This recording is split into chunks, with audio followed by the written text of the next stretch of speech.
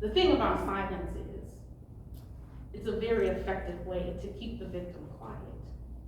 But that doesn't make it right. It makes it inaudible, and at times critical. Don't air your dirty laundry, or people will think less of you. Those were the words, or something similar in vernacular, I heard ringing inside my head again and again. I'm gonna stop there.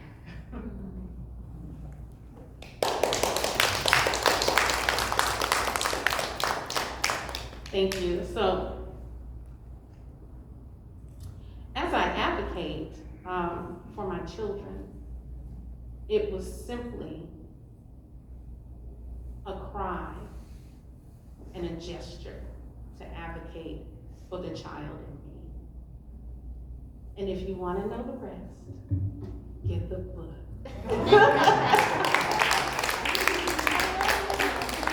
I'm going to call up Sonia to share some of her chapter with us.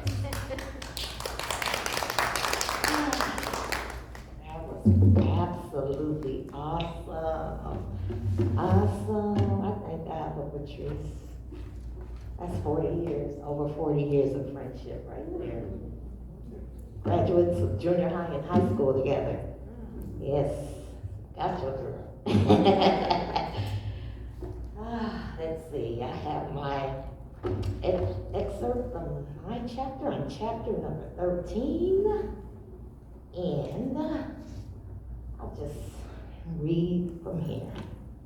And it reads, all I can think about was, how can this be? What do I do next? How am I supposed to deal with life and death at the same time? How does a mother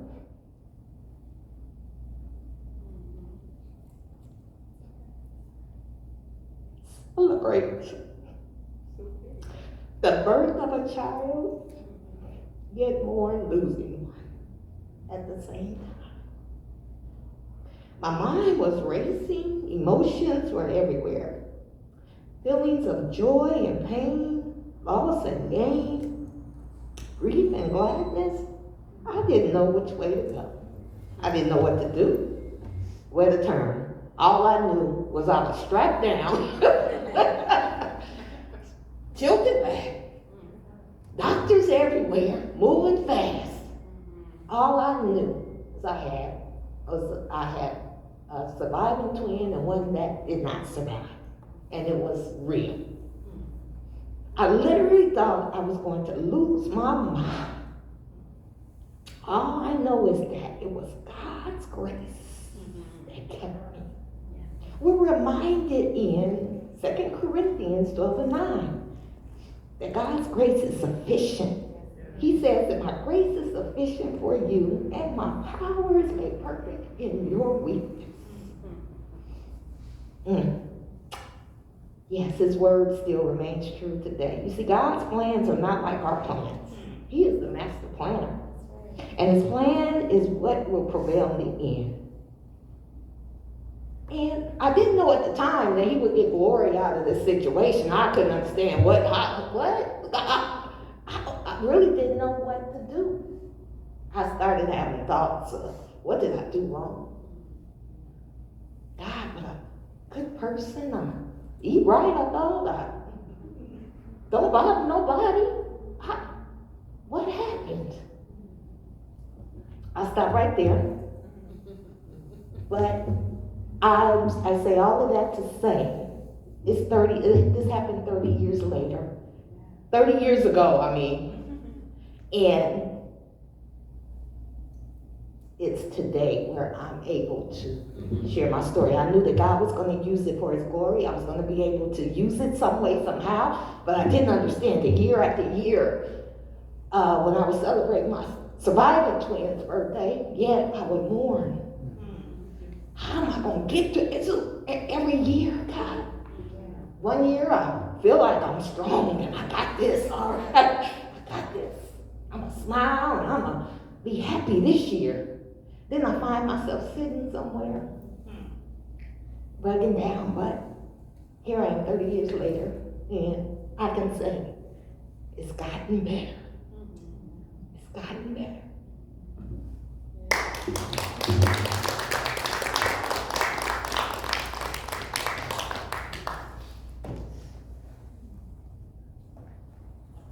All right, great. Thank you so much, Sonia. That's, wow, it is very powerful story. And there's so many women who experience the loss of a baby, and often it is not discussed, and often we do take it personal and try to take ownership of it when it's really just an act of God. So bless you and thank you for sharing. So we're gonna call up Marie, and then after Marie we'll have Jasmine.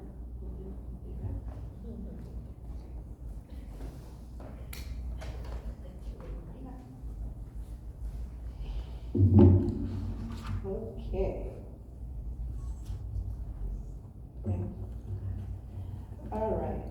Well, my title is chapter, If It Weren't for Them, I Wouldn't Be Productive. As a mother of 4 children, ranging from 11 years old to 1 month, I go into each day thinking, I have a plan on how to tackle each moment. Reality is, that's a negative. Each of them runs the day, from whom wakes up first to who wants a hot breakfast, down to just eating a Babel cheese. It's interesting because I never saw myself as that mother, you know, the one who offers 3 different meal plans instead of 1 meal, with everyone sitting down to eat the same thing. That said, it's a good morning if everyone eats breakfast smoothly. Because of the different age ranges, genders, and personality, I've learned that talking, disciplining, and even playing with my children doesn't always look the same. The fact that my children may need 4 different things simultaneously can create seconds, minutes, moments, and days of great difficulty. Thus, I work in overdrive with learning my kids almost every thought, move, cry, and even catching those moments when one kid is about to right hook the other. I'll stop there.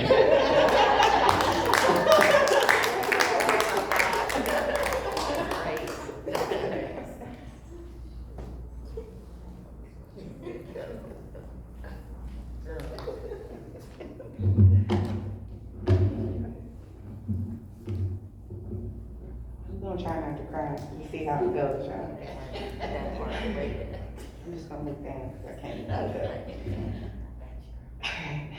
Around the 3rd year, I had gone from emotional in court to cold.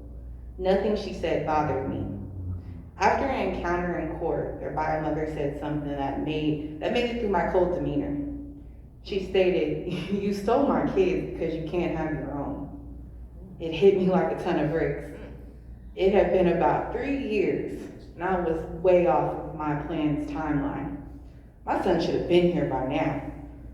It instantly made me make a doctor's appointment.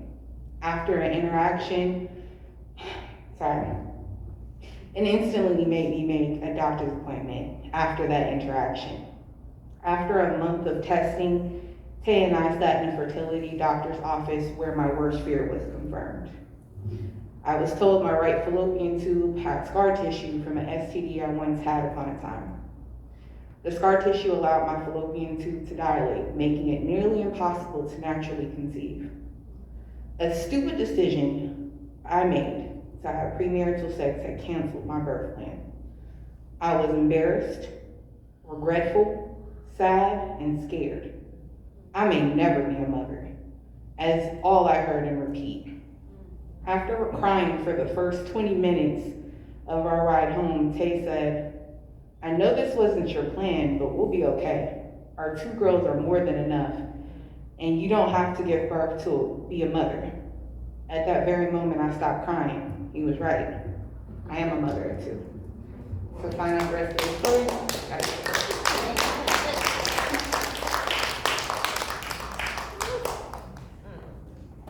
Wow. So I guess you guys can, you're able to determine the themes that we have flowing through the book. We do have stories of child loss. We have stories of becoming a mother with or without birthing. We have stories of having multiple children and the differences and what it takes to do that and to get through, to make it through.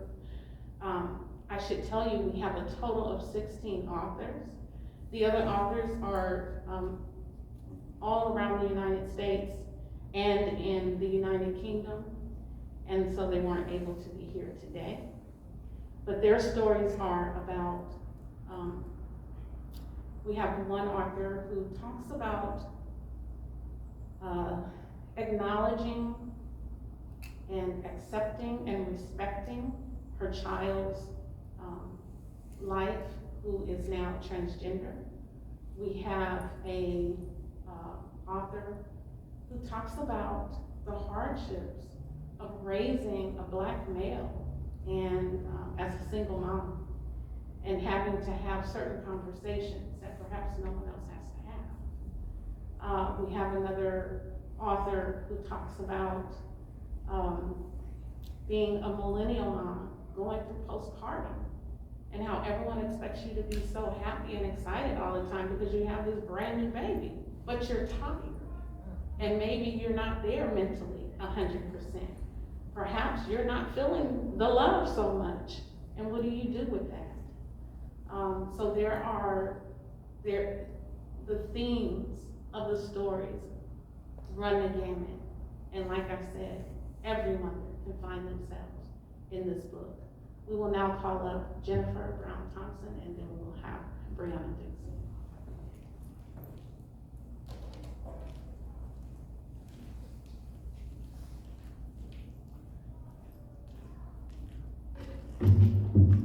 Okay.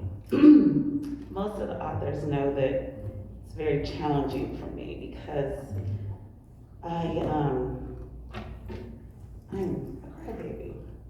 And so I usually crack a joke, and my author over here on my right said I gotta say something to break this up. So, this is what I'm gonna say. I know y'all are looking at me saying, did she miss the memo? It's perfect. It wasn't me, it was Amazon. Amazon missed the memo.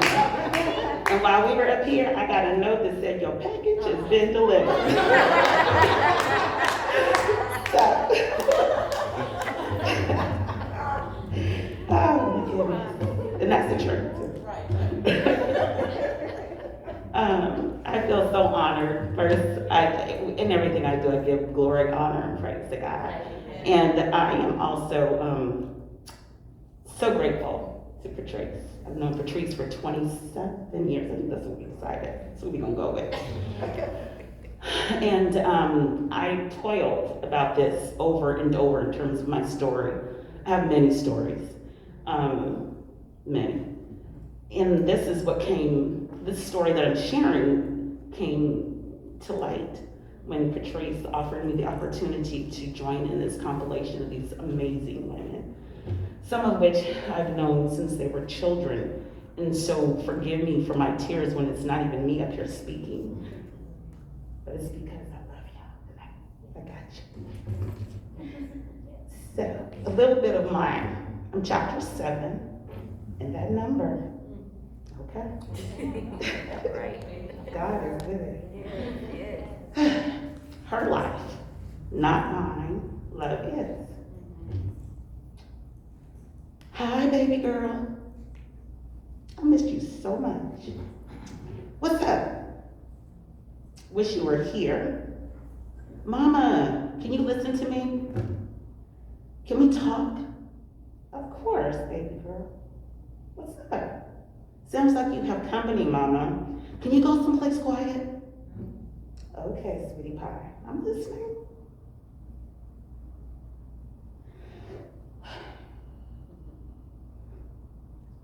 I'm smiling over this mask. What came next wasn't anything I was prepared for, or what I thought would be coming from my only daughter. Before I say anything, I don't want you to make this about the kind of mother you think you are. You are a very good mother. And I'm glad you're mine. In heavens, Mama. That's it. If you want to know more, I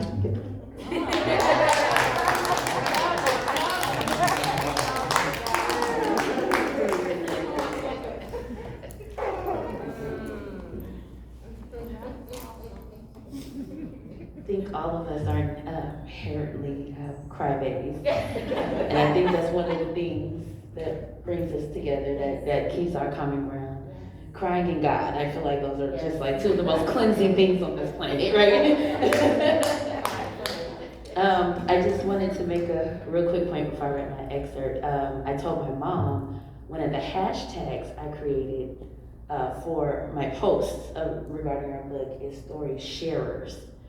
And I say that we are story sharers instead of saying storytellers, because to me, storytelling at times can have such a fictional connotation to it. A lot of people, stop telling stories. You're telling stories instead of saying you're lying. You say, no, they're telling me stories. I'm not, So these are our lives. These are our authentic stories that we are sharing, like my mom said. Patrice is my mom, by the way, for those who don't know. so that we can help someone, because going through, at least the part of my journey that I wrote about, even though you know that there are hundreds of thousands of other women who have gone through what you're going through, if they're not right there with you, you'll feel so alone. And so I'm just, I'm so happy that we did this. So I'm chapter 1, which I told my mom I'm freaking out about, because I'm like, why do I have to be the first one? She's like, it's alphabetical order, you're fine. You're in alphabetical order, you're just fine. And my chapter is entitled The Rainbow After the Storm. Though I was uncertain of the future, I knew I would love my baby and do the best I could to raise it. I immediately started praying over it, singing to it, talking to it, and trying to surround it with as much love as possible. Little did I know that portion of my journey would come to a screeching halt 9 weeks later. See, try not to cry too. It's okay, everybody did it. At 15 weeks and 3 days, my water broke, and I was going into labor. I was at home alone in a panic and terrified. I just want to kind of say that I chose that portion because it was, I feel like, the beginning of a spiral, the beginning of a snowball that, once the storm was over, it melted, and I got my rainbow. So, get the book to read the rest.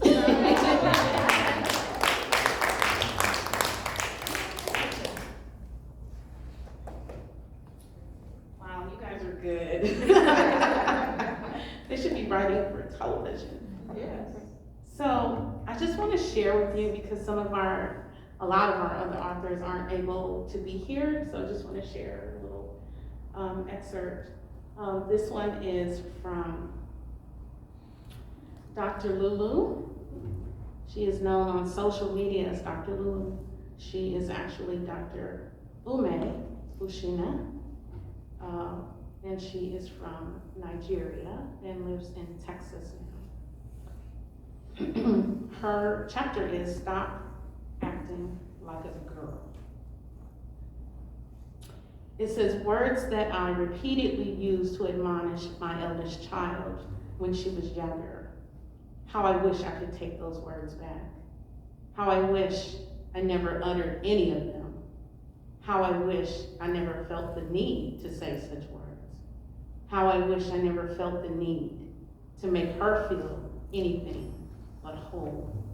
How I wish. And I'm going to share from Nakia. Her title is Mothering While Motherless.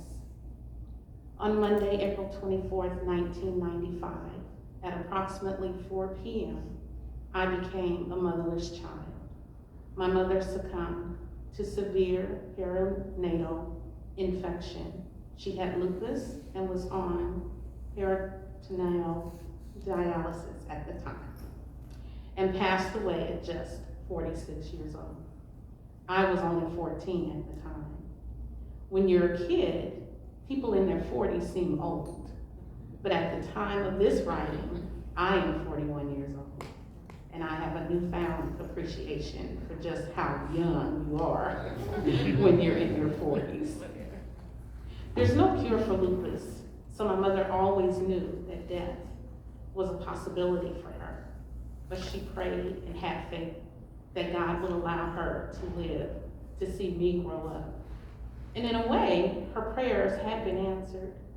My mother's first brush with severe illness and potential death occurred when I was just 2 years old. So God gave us 12 additional years together. The next 4 years after my mother's death can be best described as tumultuous and unstable. I lived in 3 different households with relatives between 1995 and 1999, the year I graduated from high school. Upon graduating high school, I was accepted to DePaul University, and I moved from my hometown in Tulsa, Oklahoma to Chicago, Illinois. I resided in Illinois ever since. Anyone who's lost a parent can tell you how traumatic it can be. There's never a good time to say goodbye to the people responsible for bringing you into the world. And while they say that time heals all wounds, there are still scars that remain. Thank you for your time.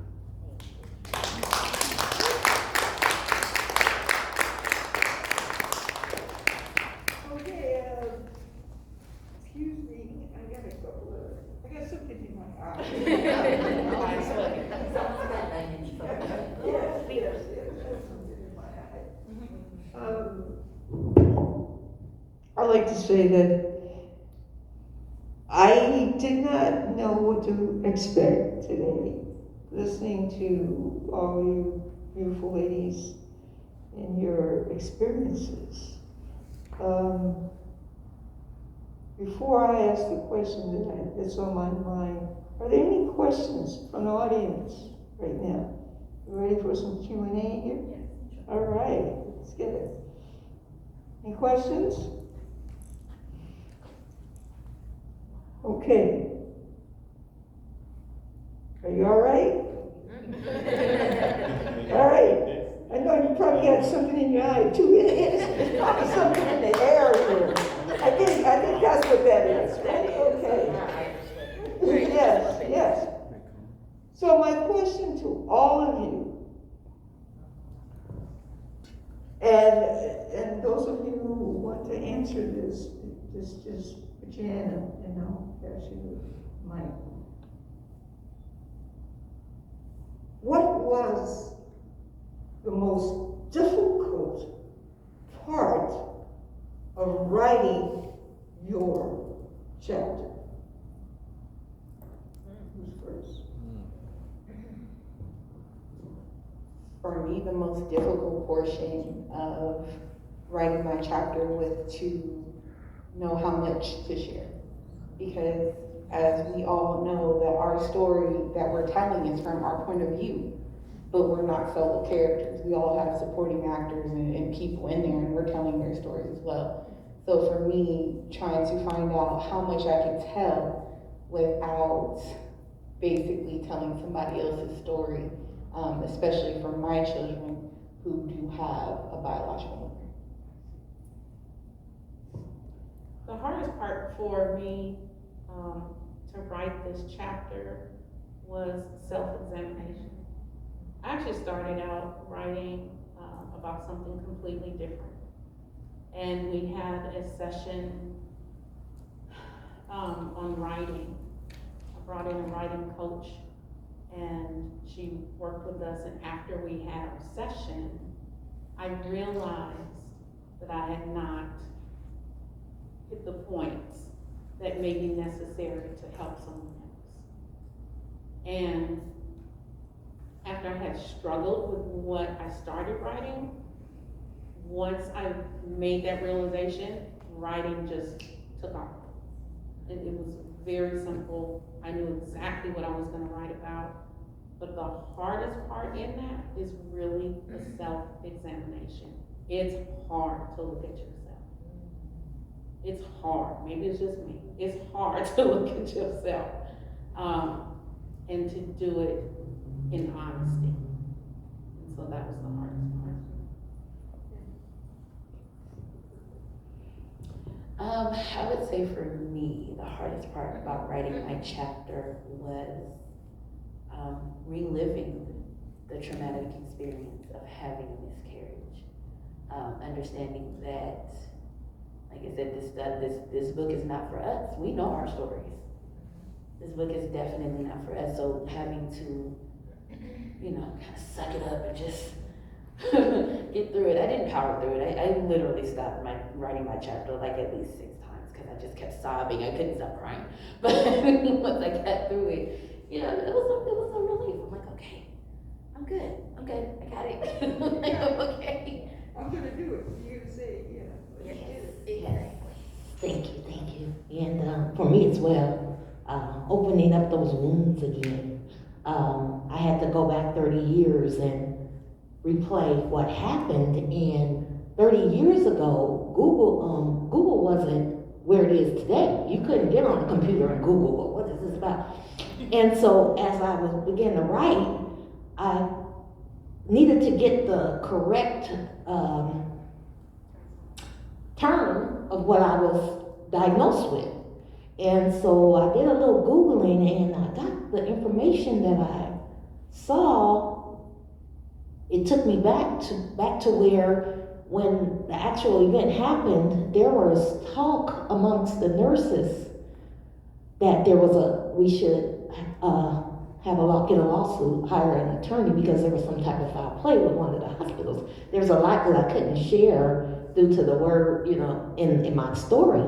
And so back then, 30 years ago, I was like, no, I don't have the capacity to do it. I done lost a child. I don't want to sue nobody. But coming back now today, doing the research and getting more information about that actual diagnosis, I started doing the math. And things didn't add up to what the doctors were supposed to do. And then a part of me, and then I called my ex-husband and I said, do you know? And he was like, wow, that's why those people were saying we should have got an attorney. Do I let it go? Or do I call up an attorney? And I had to make a choice. I let it go.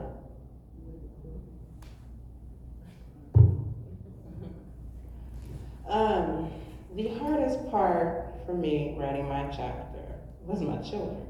It's 4 of them running around.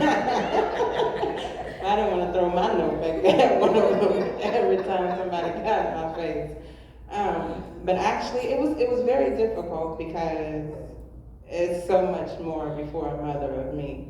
And I didn't really know how to start, where to start, what to say, what not to say, what was more accurate as depicting me as a mother versus my past. And so I had to start over. And it flowed, and it felt good, it felt right, and I was reminded that it's not time for everything right now, but to pay attention to my babies and my kids, and that's what I did. Got through it.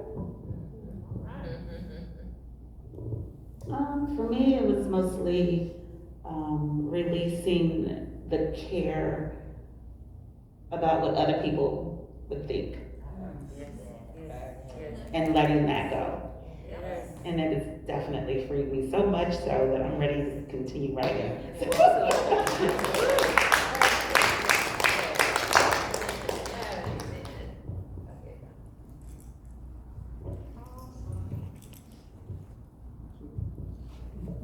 Thank you, ladies. So, during your time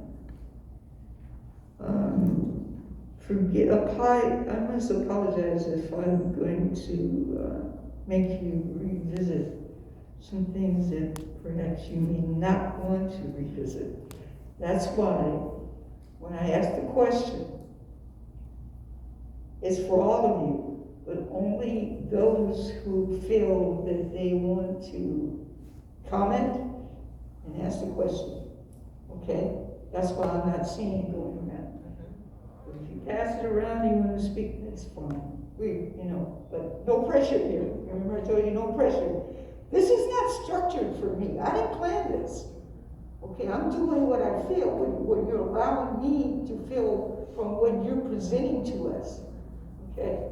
So, when you were going through this, not when you were writing, but when you were going through your individual situations, what was, or who was, or what was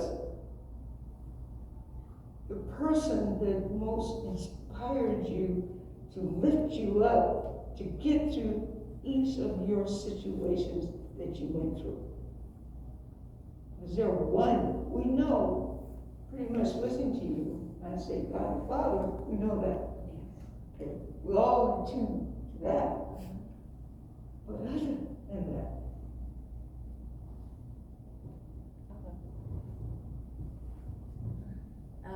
for me, I really feel like it was my mom. And I'm about to cry again, jeez. Okay. Because she allowed me to feel what I needed to feel in the moment. She allowed me to say, okay, I don't have my baby, but I feel like I'm supposed to have one. Like, I want my baby. Like, where is he? Like, I don't understand. And she allowed me to feel that. She allowed me to be okay to be angry. She allowed me to be okay to hurt and to grieve. And just be like, okay, well, what do you need now? Do you need me now? Do you need a hug? Do you need to talk? Do you need some space? I'm supporting you. I'm here. What do you need from me?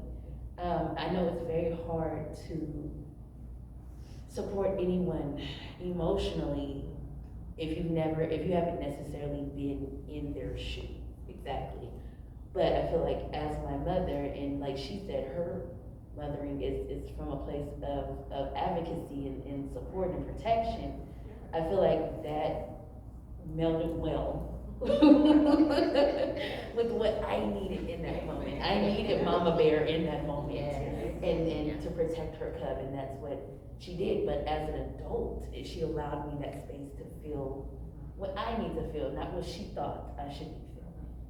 And so it's definitely absolutely helped. Of course, having family and love and support, but Mama right here, yeah.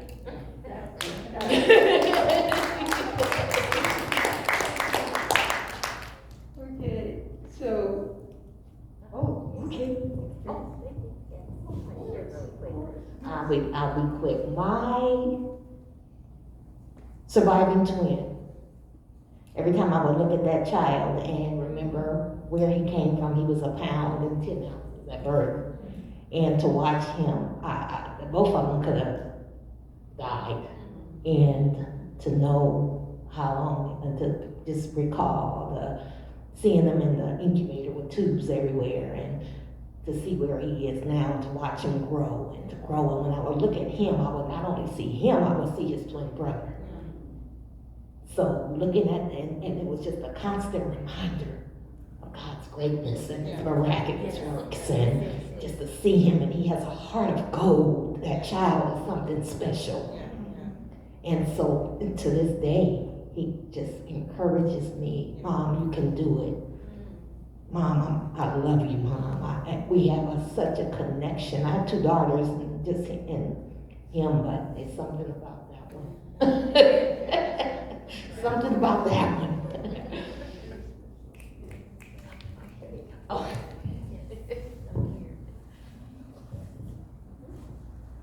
So my one person was actually my husband. So we were the only two, going to every court session. We were the only two in the doctor's office. We were the only two in the car with just the words that he would say. Like I remember after I got the diagnosis, we're in the car, and I was like, "What kind of man is this guy?" Because he's like, "Jasmine, I don't care. I don't know this make believe child I thought about, but I know you. I married you, and he meant it."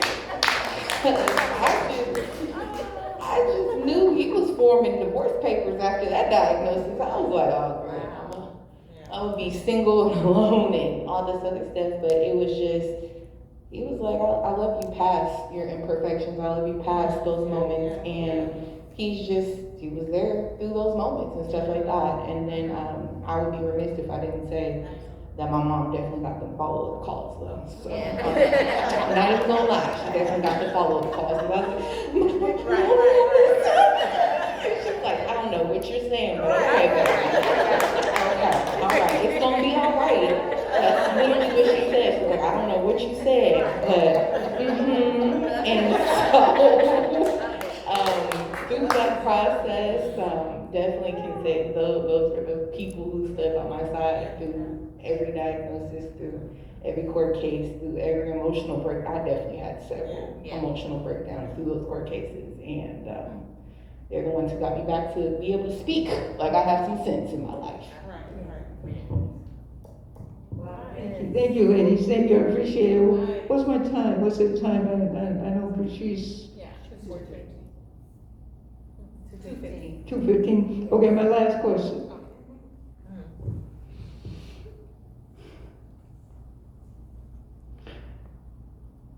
If you were to meet a youth and she was going through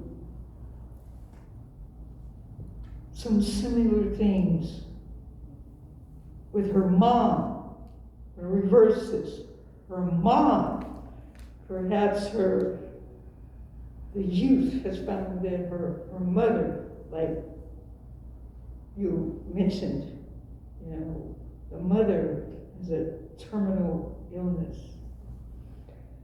This question is pretty close to me because I know my dear girlfriend went through a difficult time when she found her mother was terminal. So, with all of you, if you meet, let's say you, not a child, but a youth, let's say in their teens, what is it that you would share with them that would help them to understand life, how life has its ups and downs? And because perhaps their mother or their father or their sibling is not going to be with them, what is it that you would tell them? So my chapter in particular is not about the loss, but unfortunately I do have that experience in losing my mother. So I would say to a young person who's looking at that, maybe a soon transition, I would say, first of all, you're stronger than you think you are. You will be okay. You can get through this, and definitely reach out to those you know who love you. Get the support. It's gonna be okay. I appreciate it, ladies. That is, it's been amazing, and I want to make sure that I leave time for a book signing. And with that, I want to thank all of you because, I want to invite you back. I think that we could really get into some serious conversation here that people would love to hear, all of you, okay? So I want to invite you back. But it's been my pleasure to meet all of you. Thank you. Bless Thank you so all. much. God bless you. Thank you. Okay, so let's do this book signing. You can just start up here and we will, yeah. Do you have any purchases? Okay, so I know, I want to get mine signed too. Okay. Okay, and then we want to, oh, yes, yes, yes.